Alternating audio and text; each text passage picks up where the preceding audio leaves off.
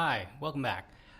So I would like you to open up the week one notes that are available to you and have those handy. But to start off, I would kind of like to cast a longer vision of what we're doing in the summer classes before we start getting into the notes, okay? So you have 3 essays in this class, and what I would like to do is I would like us to test out something new. I've done this before in other classes, particularly when I was teaching at Baton Rouge Community College, and I did it, I think probably about a year before COVID would have shut everything down. And what I'd like us to do in the summer class is I'd like us to see all of the essays as one large essay or one super essay. The objective at the end of the semester is that we're going to be writing a proposal essay. So in the 3 essays that we have, we're going to have an argumentative essay, we're going to have an expository essay, and then we're going to have a proposal essay in that order, okay? And the thinking here is that you want to start off with an idea of something that you think needs to be changed in some way. It doesn't need to be heavy lifting. You don't need to try and, rewrite gun control or, change global warming or anything like that. Students in previous semesters have been able to do these assignments with something small, like a new filter on social media or like with Instagram or things like that. A new feature on TikTok. So what I want you to do as you're thinking through your ideas, and you'll see that there is a discussion forum under week one where I'm asking you the specific discussion forum. I'm asking you to think through the ideas for your argumentative essay. And what I'm really trying to get you to do is right now I want you to focus on why things need to change, okay? Now, later in the summer session, you're going to propose a change, but right now you're not proposing any changes. You're not trying to do that. Right now, you're just trying to find a topic that is something that you actually believe in and that you can get behind. Please, as you're trying to frame these topics, let's keep a couple things in mind. One, you will not impress me, okay? If your idea is really amazing, then I will definitely try and move you down the pipeline to, whoever needs to be told about your great proposal. For right now, you're not doing high school topics, so anything that is a high school topic like changing the drinking law or legalizing marijuana or should we pay student athletes, all that is out the window. Hot button issues like abortion, also off the table. You are not allowed to discuss that at all. Abortion, when it comes up, is a very private matter. It's a very individual matter. And there's just no possible way that you, at your age, with your life experience, would be able to rewrite the laws of millions of women across the globe. That's just not going to happen. So don't even try, okay? We want to keep things focused, and we want to get behind something that you actually can get behind and that you believe in. Do not try and impress me. Don't try and go and change the world. For right now, you're writing an argumentative essay, something that you actually believe in. So in previous semesters, what this means is that students have written argumentative essays about why the state of Louisiana needs a better sex ed program, or why universal health care should be a constitutional right. Things like this, okay? Some things can be a little bit edgy, and I would recommend to you going in, starting with the argumentative essay, don't be edgy. The name of the game is going to be research, not shock value, not edgy, not trying to, do something crazy and sexy. You're just not, don't do it. Don't try it, okay? What will really win the game here is if you are able to articulate the arguments both for and against your idea, okay? Down the line, again, with proposal essay, we're going to try and change things. But for right now, we're just arguing about what should be the case, okay? Again, high school topics about like changing the drinking age, legalizing drugs, should we pay student athletes, and hot button issues like abortion or even gun control really needs to be taken off the table, okay? This is not a platform for you to try and preach or to try and convert me.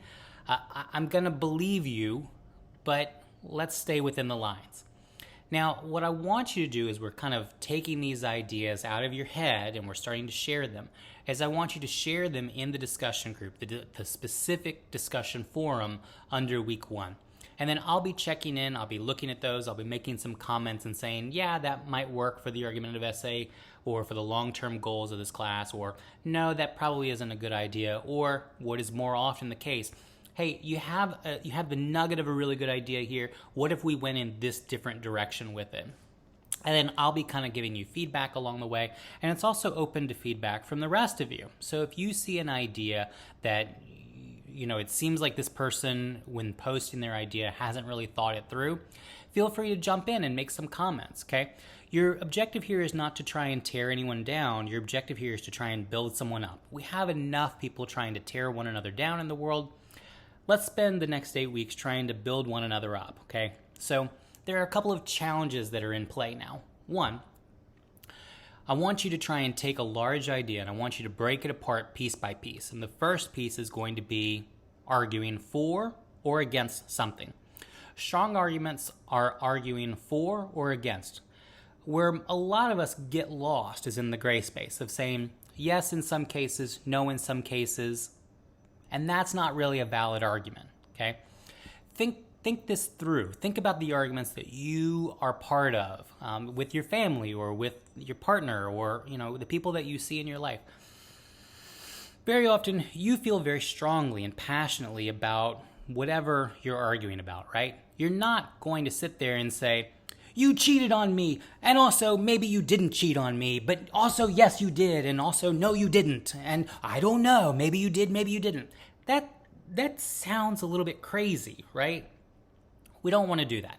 We don't want to do something that's called equivocation, okay? Where you're saying yes and no at the same time. You want to really argue for or against something.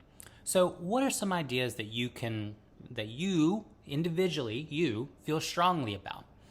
You do not have to try and rewrite any big textbooks. You don't need to try and change the world. You just need to start with an idea that you feel strongly about.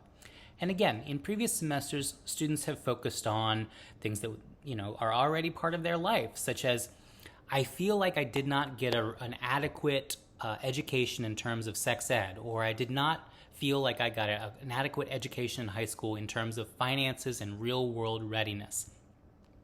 Students have also talked about filters that need to be part of social media. And in terms of that, what they mean is, like image filters, like photo filters. And they've also talked about how there needs to be a more rigorous screening process to filter or screen for ages for people who are on social media, so that we don't have 12-year-olds who are on Instagram doing things that they shouldn't be doing and getting the attention of people that we would not want them to have the attention of, okay? So there needs to be some kind of age limit or age restriction on these things, and students have argued both for and against this, okay?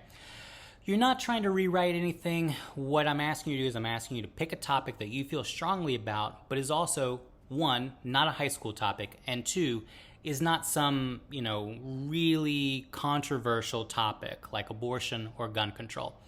Because those are really nuanced. The more heightened and the more angry people get around a topic, that's probably a good clue in that issue or that topic is a lot more nuanced than what can be addressed in a 4-page paper. So pick a topic that can be addressed in a 4-page paper, okay? Not something that will change the world, just something that can be argued for or against in 4 pages. And talk it out. Talk it out in the forums, and I'll be giving you some feedback in those forums as well, okay? Okay, let's put a pin in this. Let's come back to this idea a little bit later. For right now, if you have the week 1 lecture notes in front of you, let's go ahead and open those up and let's take a look at them, okay? You see that you have, again, 2 primary textbooks for this course. One of those is going to be the customized edition of Cross Currents, which if you are looking at Moodle and you're looking at the week 1 assignments for Moodle under the week 1 tab in Moodle, again, just want to direct your attention to Moodle here, you'll see that I'm asking you to look at Chapter 8 in Cross Currents. And the reason why is because Chapter 8 in Cross Currents talks about research essays, which is where you're going to be all semester long. It gives you the foundation. We're going to come back, we're going to talk about argumentative essays, how to build an argumentative essay, but for right now, because this is such a short week, I really want to direct your attention to the big enchilada, which is the research essay, which is what you're going to be doing with essays 1, 2, and 3, just in different ways, okay? Students have often pointed to the first page of the chapters in Cross Currents and say that that first page where you have an outline or a diagram of what the essay looks like, that's the most helpful. And I think that that's accurate. I think that there is some good information in each one of the chapters of Cross Currents. When it comes to Chapter 8, where we're talking about research essays, chances are you have already been exposed to that information previously in high school or in 101. So it's going to be old hat. And if you need to, slow down, read the material, look at it, scrutinize it, kind of reread it again until it becomes part of your ecosystem in your head. But if you're looking at it and you're saying, man, I already know this, cool, not a problem. Look at the diagram on the first page, kind of see the format, the outline. If you feel like you've got it, you're good to go. Okay.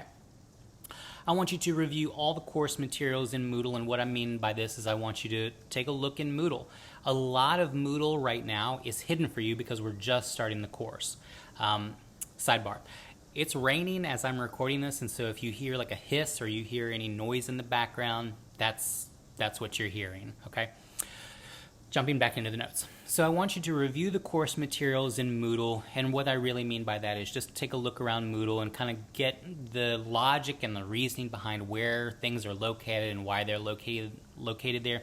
You don't need to open up all the files. You can open up some of the files, whatever strikes your interest. But for right now, I just want you to have familiarize yourself with Moodle and kind of see the layout of Moodle, and also to know that a lot of Moodle right now is hidden from you because I just want to direct your attention to certain things at certain times, okay? Familiarize yourself with the Little Brown Handbook. That's the smaller, chunky textbook that you were assigned. Specifically, you may want to look through chapters 1 through 3 or pages 1 through 69. Where they talk about, familiarizing yourself with writing and things like that. But where you're wanting to pay more attention is you're wanting to pay more attention to chapters 46, 47, and 48, where they talk about MLA formatting. In connection to that, I like students to kind of bookmark or have handy access to the OWL Purdue website's discussion of MLA. So you'll see that is available under Week 1, and you'll see that is also available under the Writing Resources tab in Moodle. And if you're looking around Moodle, chances are you've already seen it by this point. I want you to bookmark that page because you're going to be using it, especially around the assignments, you're going to be using it a lot, at least once a week for the duration of the summer course. So just bookmark it and make sure that you're available, that you have it handy where you can come back to it. I also want you to download a free copy of Grammarly, if you feel comfortable doing that, to your laptop or your devices. I've been working in publications and writing and research and essays for over 20 years now, and I have Grammarly on all of my devices.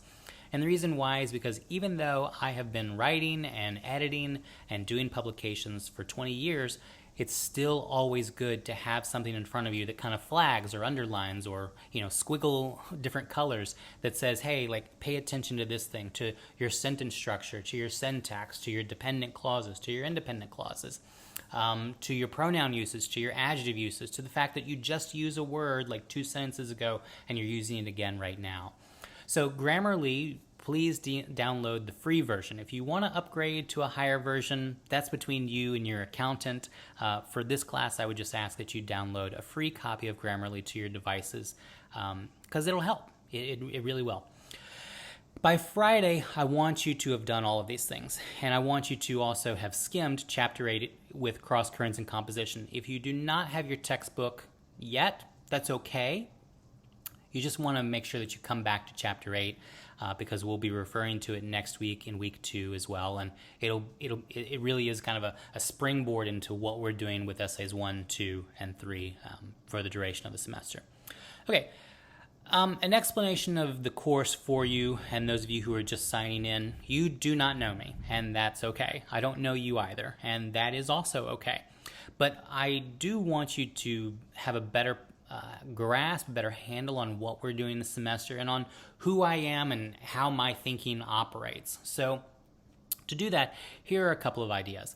My 102 classes are writing courses, and they are very research intensive, which means we're going to spend a lot of time writing, and we're also going to spend a lot of time doing research. There are 3 essays assigned, and I like to get those out of the way early. So if you have looked ahead to week 2, what you see is that you will have a completed essay that will be due by the end of week 2, and that's pretty quick.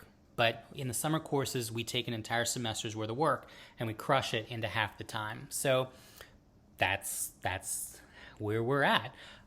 We would be doing this at the end of week 4, which for you is going to be the end of week 2 during the summer session, because again, we're kind of crushing this together.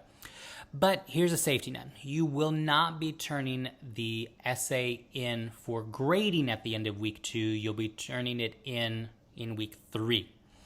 So what you're doing at the end of week 2 is you're putting a completed copy of your essay up for peer review, which means that your essay should be complete, and then we'll have other people in the class who will be looking at it, and they'll be making comments on your work. Now, this has to be said, and I say this in every semester, in every class, that when it comes to peer review, you are putting forward a completed essay. Because if you and I were having a party and you said, hey, I'm going to make brownies, and then you put a chocolate chip in front of me, that's not a brownie.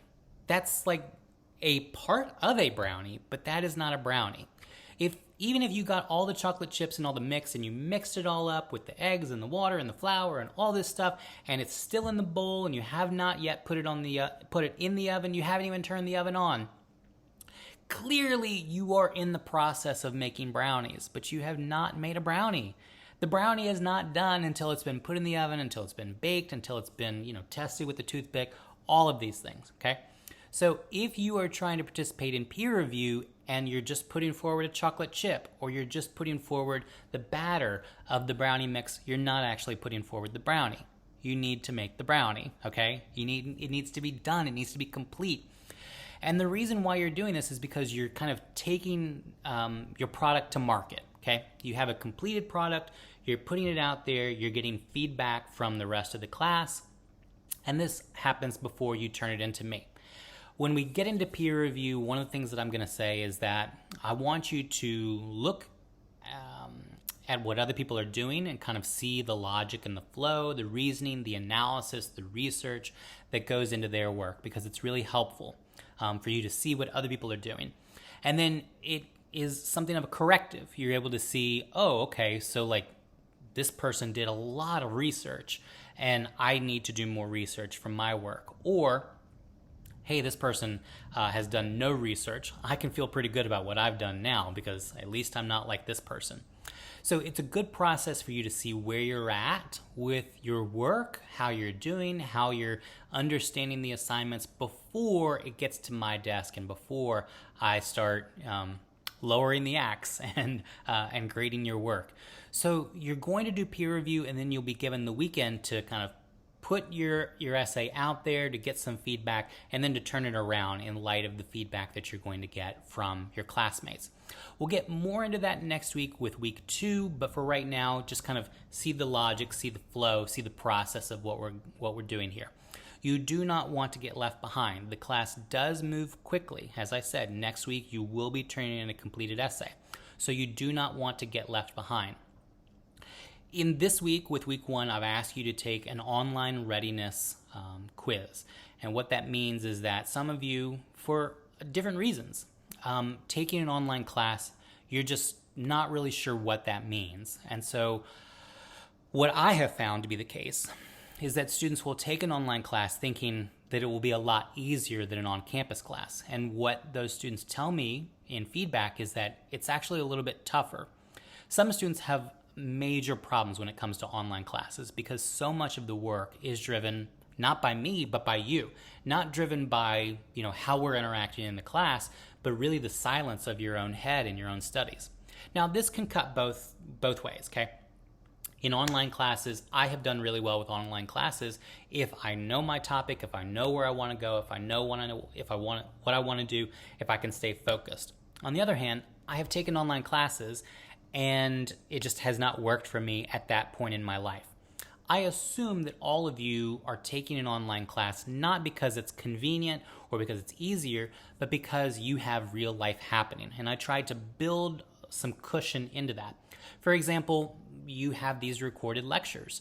You will not have to attend Zoom meetings or Google Meets because I don't want to try and anchor you to this class for the next 8 weeks. I want you to have the freedom to live your life on your terms and to study when it is most convenient for you. I have raised a child in my home. I have worked 3 jobs while I'm also going to college. I know that real life comes into play. And so I'm assuming that you have real life as well. And this class is going to try and build around your schedule. But here's the catch, is that what you cannot do is you cannot let this class slide in the priorities. And you wake up on Monday and you say, I know the information is out there, but I'm going to roll it back a day. I'm going to start it on Tuesday, because on Tuesday you're going to forget, and then on Wednesday you're going to have something happen. So really, you won't be able to start because it's not a priority for you. You won't really be able to start until Thursday, and then you're going to log in on Thursday and you're going to see, oh, whoa, there is a lot to do, and then you're going to get depressed and you're going to feel overwhelmed and you're going to try and reshuffle your schedule so that you can do it all on Friday. Well, then guess what? Everything is due on Friday. So you're late. With an online class, you really do need to stay on top of everything, especially because we are moving so quickly.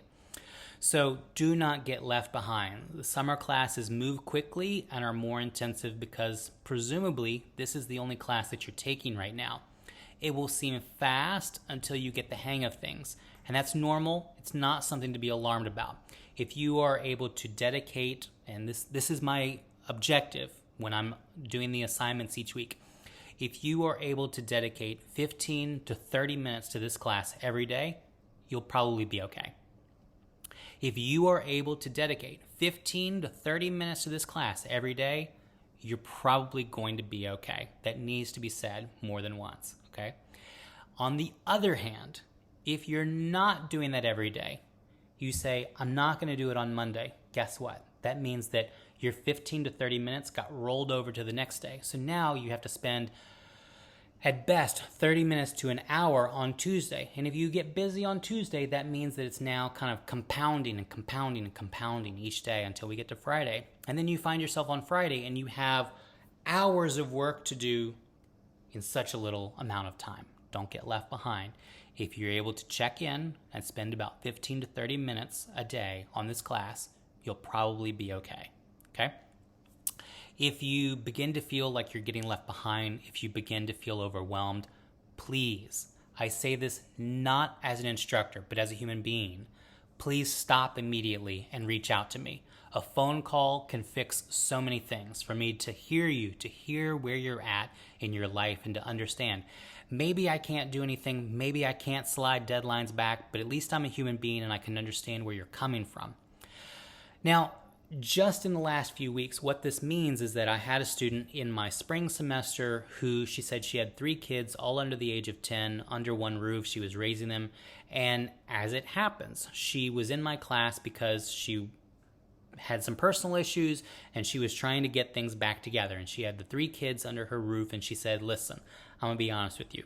Your class is a priority for me. I do want to better myself. I want to be in your class. I want to get a college education so that I can have a better life for me and for my kids. But day by day, your class is not a priority for me. And on the phone, I said, gosh, I absolutely agree with you. Now, as an instructor, I should have said, well, you should get rid of those children and you should prioritize on my class, But as a human being, I said, man, I know where you're coming from. Like, I've had to raise kids and work a job as well. So, I get where you're coming from. And we were able to kind of talk and just have a human lifeline there over the course of the semester. So, I may not be able to fix your life. I'm not a magician or a wizard. I wish I was. That'd be really cool if I was. but at least I can be another human being. And if you're feeling overwhelmed, again, not as an instructor, but as a human being, I would just say, please stop. Please just stop immediately, pick up the phone, and call me so that you have a lifeline and so that I can understand where you're coming from. Because maybe I can't fix things, but maybe I can at least understand where you're coming from and can better understand that when I'm looking at the grades and when I'm looking at the work, okay? I'm very available to my students, and because I'm old school, I prefer to have a phone call or an online meeting where I can see you, where I can hear you, where I can talk to you, where I can, hear where you're coming from. So that we can see and we can hear one another and make sure that we understand one another through nonverbal cues like tone and facial movement, okay? It's better to check in with me regularly than to start feeling scared. In teaching this course every semester for the last 6 years, the best way to keep on top of the material is to make sure that the lines of communication are open with me. I have been told that I can be kind of sharp or tough or strict, especially in the online classes, and that's really because that's the nature of online communication. Is you don't know when I'm being funny, you don't know when I'm being sarcastic, you don't know when I'm kind of teasing you. And the students who are with me in my on-campus classes, they do tend to love me because they see that I actually care, and that may not come out in little blocks of text online, but if we're able to kind of have a human interaction with one another, I'm sure that it will definitely come through. The students who feel like I'm tough or I'm harsh or I'm sharp, those students are the ones who really disappear for a while and they pop up again weeks later with no idea what we're doing. They are not paying attention to their work, their responsibilities in their class, and their academic success. And those students are the ones who will come to me and they want me to fix their life. And I cannot fix your life. I cannot fix poor judgment on your part. What I can do is I can kind of take you where you're at and try and say, okay, here's how we can get back on track, okay? Most students, so some students think that I'm unhelpful. Most students find that I am helpful and that I do actually care about their success. And I am kind of trusting, moving into the next few weeks, I'm trusting that you will find that to be true. It's tough. You don't know me, I don't know you, but we can still be human with one another. We can still be civil with one another and try to understand where, one another's coming from. Now, both of those statements are true. Yes, if you think I'm a big, mean giant, you probably are not meeting the expectations of the course. Showing up in mind, in body, and soul, meeting length and research requirements, delivering assignments in a timely manner, communicating regularly. An online class is really hit or miss, so you need to start waking up with the mantra, I'm going to pass this class with an A. As silly as that may sound, when I'm with my students in my on-campus classes, I know this is silly, but this is still what I do. I make them say this out loud together. I'm going to pass this class with an A. I'm going to pass this class with an A. And that needs to be your mantra as well. Because as silly as it may sound, you will start to make choices and live into that reality, okay? It sounds silly, but getting yourself into the habit of success with a success mindset instead of a lazy mindset that says, I'm failing and it's his fault. When you're not even doing the minimum, well, having that mindset helps you set an expectation that you will meet, okay? Please know in advance as we begin this class that I cannot and I will not be putting in more effort than you do. Students who fall behind need to reassess whether an online class is for them and whether they can devote their attention to their own individual success. In other words, you ain't doing this for me. I get paid either way. You're doing this for you. And keeping that in your head, I am here for me. I am here so that I can grow. Not so that Mr. Frederick can get paid, but so that you can grow. That will keep your priorities where they need to be because you're here for you. You're not here for me. You're here for you. So what will it take for you to succeed and for you to make choices that benefit you? Keeping that question in your mind, that will be really helpful for you in the coming weeks, okay? So there's an online readiness quiz that I've talked about. There's no points to it. It's more of a thought exercise on whether you're ready for an online class. Please be sure to take that. Familiarize yourself with the expectations of an online class where self-motivation is absolutely essential to student success. Online classes are not the same thing as on-campus classes, but with a computer screen, they are very different. They're different in delivery and schedules, in the levels of self-motivation, in the locus of control, even in the vibes, okay? Do not assume that this class is easy, because it is not. Okay, moving on. Bruh, tell me about the work. Sure. So like we talked about, there are 3 essays in this class, and what I would like us to do is I'd like us to come back to what I was doing before COVID, and I would like the class to kind of stair-step their way to a big assignment. So if I'm coming out of the gate on day 1, like I'm doing right now, and I'm telling you, by the end of the semester, you should really have about 16 pages of a proposal that you can take forward and you can take to a bank and you can start to make money off of. That sounds like a lot. Okay? And it is. It's a lot. But if we break it into smaller parts and we start saying, okay, what is an idea that I actually feel strongly about? And you're able to identify that. And then you're able to make a case for that thing or against that thing. You think something needs to change. It needs to get better or it needs to go away. Okay. Whatever position you take, how are we going to get there? Well, first of all, you need to establish why people should care. And in the argument, what you're doing is you're setting up the claims so that your readers, your investors, can understand where you're coming from and why they should invest in your thing. In the expository essay, that's going to be essay 2, you're explaining what the situation is. In essay 3, the proposal essay, you're explaining what can be, what the potential is, what the future is. I'm about to sneeze. Bless me. So this is an ability, this is an opportunity for you to show your ability to collect research, to synthesize it, and to add to a field of scholarship. Your objective with each essay is not to impress me, because chances are you won't impress me, and that's okay. You don't need to.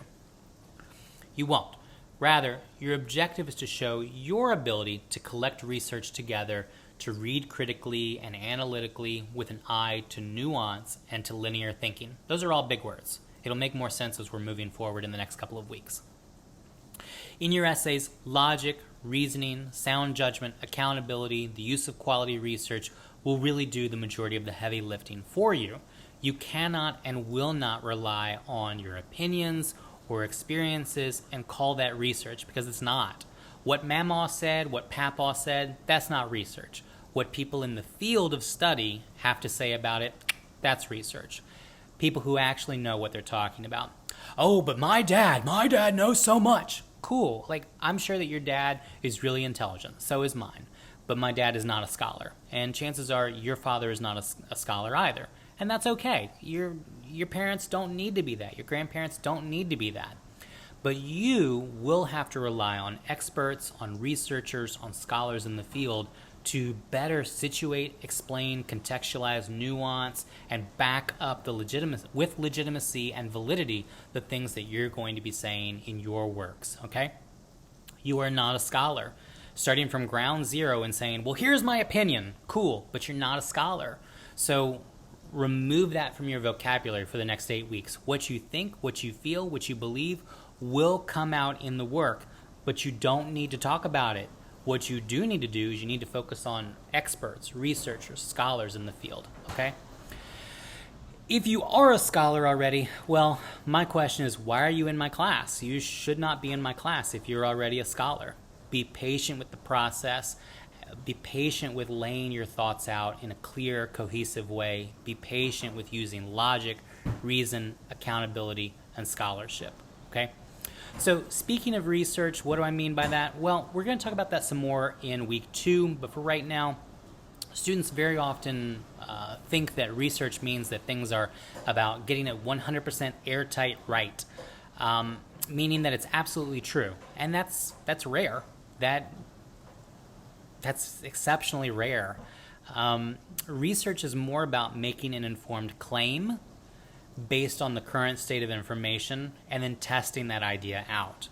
Everyone makes mistakes, but one of the goals in this class is to reduce our number of mistakes as we pursue making claims based on the current state of information. In this course, you and I, we must make informed claims and explain those claims with informed arguments. Opinions do not matter. What you think, feel, and believe is absolutely secondary to the research.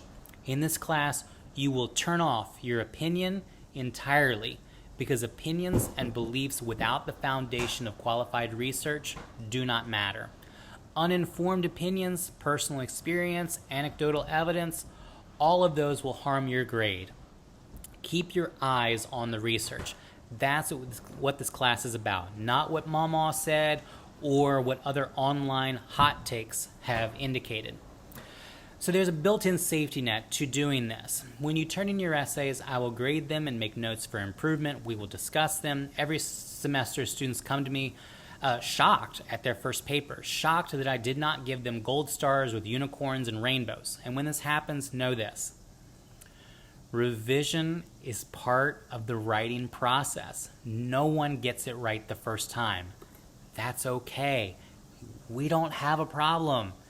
You're going to do poorly on the first essay. That's okay. You do not know how I grade. And you are now at a new oxygen level in a college class. You are not in high school. You are not even in 101 anymore. We are going to move to a higher level. And it will be a little bit tough until you get used to it. To this end, you will be allowed to revise the first essay. Because like I just said, you don't know how I grade. You need to see in practice how I grade and then come back and make adjustments to your work in light of that. Especially here at the start because we're moving towards a much larger project with our proposal essay. So you can revise your first essay for a higher grade. And students will even ask, well, what does that mean? Does that mean that you're going to split the difference? So like if I make a 50 on essay 1 and then I come back with a 100 on essay 1 revision, are you kind of averaging those grades together so that I make a 75? No, if you make a 100, you get a 100 on it, which will erase the 50 that you made. So don't think of this as a rough draft, because if you're done, then you're done. You don't need to revise. Think of it as a process of revision, of aligning with how you will be graded in this course, and of kind of moving up that new oxygen level so that you can operate at a better, higher, scholarly level, okay? Without the backbone of research and critical thinking, your essays will just not do well, even after you revise them. So again, essay 1 is not a rough draft of the revision for essay 1, okay? It's not a rough draft. If you don't have the core principles for success there, you're still going to fail even in the revision. The revision is for your opportunity to come back and kind of tweak some things, not completely overhaul, okay? I do not award points for effort. I award points for mastery of the material. And if you're able to get that on the first pass of essay 1, cool. I mean, that saves you some time. But if you need a little bit more time built in to continue to master and to perfect your craft, then that's also built into our schedule so that you can come back and so that you can do that. Okay. So speaking of grading, how do I grade? Well, it's talked about some more in the syllabus. The highlights here are in terms of spelling, grammar, punctuation, in terms of your thesis, which is the coherence of your essay to your stated goals, documentation of your research in MLA standard, the research itself, if you're bringing quality research to the table, or if you're just kind of bringing stuff that you found on Google to the table, which is not research. And then finally, content, which is your voice and your ability to kind of take me through the idea and focus my attention on what needs to be focused on in the argument, okay? You'll notice that these areas are discussed further in the rubric, again, which has been posted to introductory materials in the syllabus. So the essays in total will be what you put forward in the portfolio, and as the syllabus indicates, your portfolio will be looked at by someone else in the department at the end of the summer session to make sure that I'm not grading too hard, that I'm not grading too easy, that you kind of know what you're doing and that you are prepared for continued college success. So hard work and effort are important for each essay, and you'll have the opportunity to revise that first essay and only that first essay for a higher grade, since revision is part of the writing process. With the second and third essays, you need to be able to pass those on the first go. You need to be able to, as we say, land the plane the first time with essays 2 and 3. Okay. So, where do we begin? The essay should be no less than 4 full pages before you get to the works cited page. So 4 full pages, not 3.7, not 3.9, not 3.99. That's the least amount of work that you can put forward for it to be counted at all. Meeting the bare minimum of those 4 full pages communicates that you are not actually trying this class. It's not a winning strategy, that, okay? So you really want to start getting your head into the space where you're saying, I'm not just going to do 4 pages, I'm going to go beyond that. I'm going to do more than 4 pages. Because it's going to pay off. It's going to pay off in this class, it's going to pay off in your future classes. So get yourself into the habit of going beyond minimum expectations. Think about it like this. If you're partnered up with someone and you're in a relationship with someone, okay? We have Valentine's Day, and everyone knows on Valentine's Day, what do? You need to buy the chocolate, you need to get the card, right? And so year 1, you give the chocolate, you give the card. Let's say y'all get married. You're now in year 2 of your relationship. Valentine's Day comes around, they get the chocolate, they get the card. Year 3, chocolate, card. 4, chocolate, card, chocolate, card, chocolate, card. By year 10, I think it's legitimate for your partner to ask, does this person actually get the point of Valentine's Day? Because they're doing the bare minimum year after year after year. Do they actually love me? Well, if that's the only basis that they have for measuring whether you love them, the answer is pretty clear. No, you don't, because you continue to hit that minimum. So you need to start getting yourself into the mindset, into the habit of saying, I'm not just going to do the minimum in this class, I'm going to go beyond that. Even if it's just a little bit more, and so you're just a little bit, you're a paragraph onto the 5th page, hey, that's something, Make effort. 4 is the floor. It's the minimum. It says this is the entry to the game, but you haven't actually scored anything at that point. You've just stepped onto the field. Okay. You're going to hear me say this more, especially around the assignments. 4 is the floor. I'm just going to keep saying it. Validating your claims, backing up your claims, reinforcing your argument. Well, that's the reason why this class is in the core curriculum for Southeastern University. We've discovered that students who are unable to locate scholarship or even to recognize their students who routinely fail assignments across all schools of study. So, if you're not able to identify research by the end of week 2, we probably need to talk, because I am going to be looking for your research in Essay 1, in Essay 2, and in Essay 3. Okay, a couple other notes here, and then we're going to come to the end of this video, and then we're going to pick up with our second lecture in the next video.